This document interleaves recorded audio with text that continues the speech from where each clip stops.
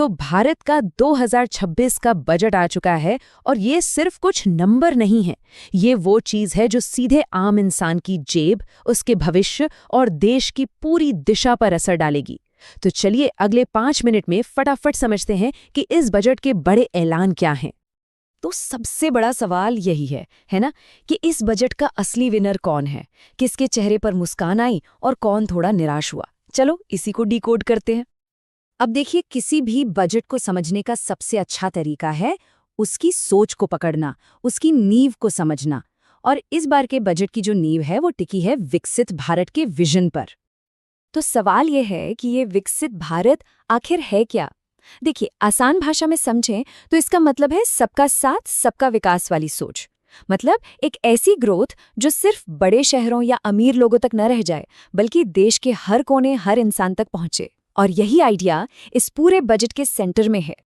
अच्छा, तो इस बड़े विजन को हकीकत में बदलने के लिए सरकार ने 4 मेन पिलर्स पर फोकस किया है। पहला, खेती और गांव। दूसरा, छोटे मोटे उद्योग यानी एमएसएमईज और नौकरियां। तीसरा, इंफ्रास्ट्रक्चर मतलब सड़क, बिजली, पानी।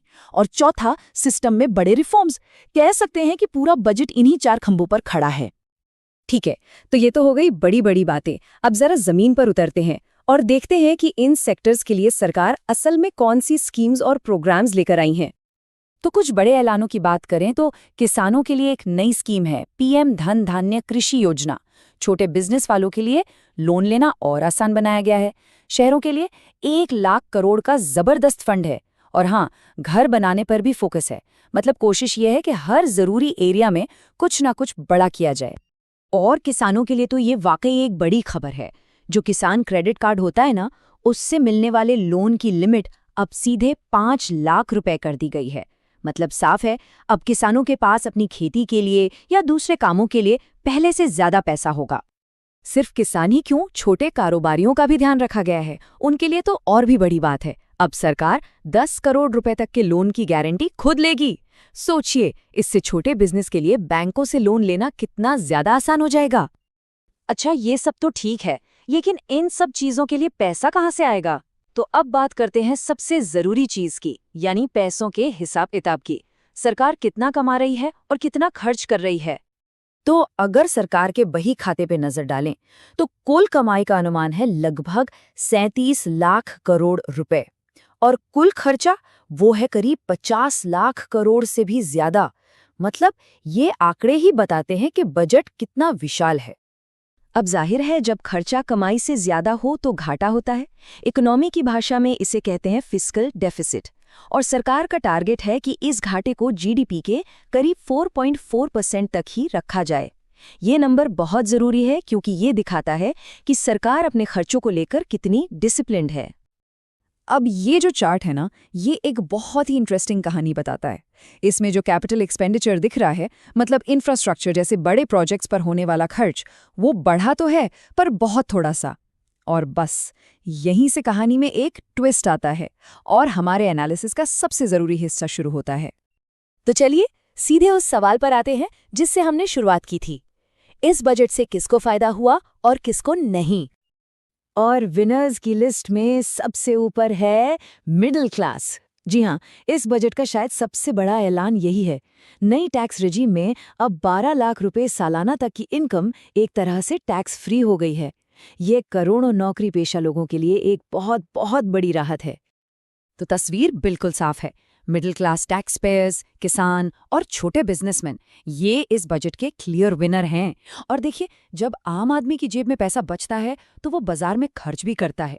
इसीलिए ऑटो और टू व्हीलर जैसी कंपनियों को उम्मीद है कि उनकी सेल्स बढ़ेंगी। लेकिन हर सिक्के का एक दूसरा पहलू भी होता है ना?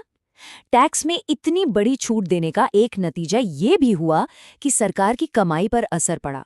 और जब कमाई कम होती है तो कहीं ना कहीं खर्चों में कटौती करनी पड़ती है।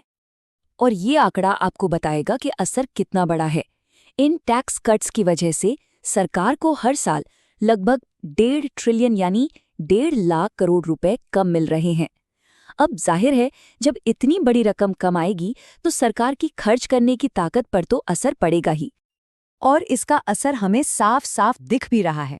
इंफ्रास्ट्रक्चर स्टॉक्स में गिरावट आई क्योंकि सरकार ने उस पर उम्मीद के मुताबिक खर्च नहीं बढ़ाया। अपने फिस्कल डेफिसिट के टारगेट को पूरा करने के लिए सरकारी खर्च पर थोड़ा ब्रेक लगाना पड़ा। और जो हाई इनकम ग्रुप है, उनके लिए भी कोई नई राहत या स्कीम नहीं आई। तो चलिए अब इन सब बातों को जोड़कर देखते हैं। इस बजट की बिग पिक्चर क्या है? इसकी कोर स्ट्रैटेजी क्या है? देखिए, बड़ी तस्वीर ये है कि सरकार ने एक बड़ा दांव खेला है। एक तरफ है रास्ता कि सरकार खुद इंफ्रास्ट्रक्चर पर जोर जोर से खर्च करे, और दूसरा रास्ता है कि वो पैसा सीधे आम लोगों की जेब में डाल दें ताकि वो खर्च करें। इस बजट में सरकार ने दूसरे रास्ते को चुना है। टैक्स में राहत देकर लोगों की परचेजिंग पावर बढ़ाई गई है, इस उम्मीद में कि इससे डिमांड बढ़ेगी और इकोनॉमी को बूस्ट मिलेगा। सरकार का ऑफिशियल स्टैंड यही है कि ये बजट समावेशी विकास और सुधारों पर फोकस्ड है, और ये उनकी रणनीति को साफ साफ दिखाता भी है। और यहीं पर हम एक बड़े सवाल के साथ इस चर्चा को खत्म करते हैं। क्या लोगों के हाथ में पैसा देना एक शॉर्ट टर्म बूस्ट है, या फिर ये देश को लॉन्ग टर्म ग्रोथ के रास्ते पर ले जाने वाली एक सोची समझी स्ट्रैटेजी है? खैर, इसका जवाब तो आने वाला वक्त ही देगा।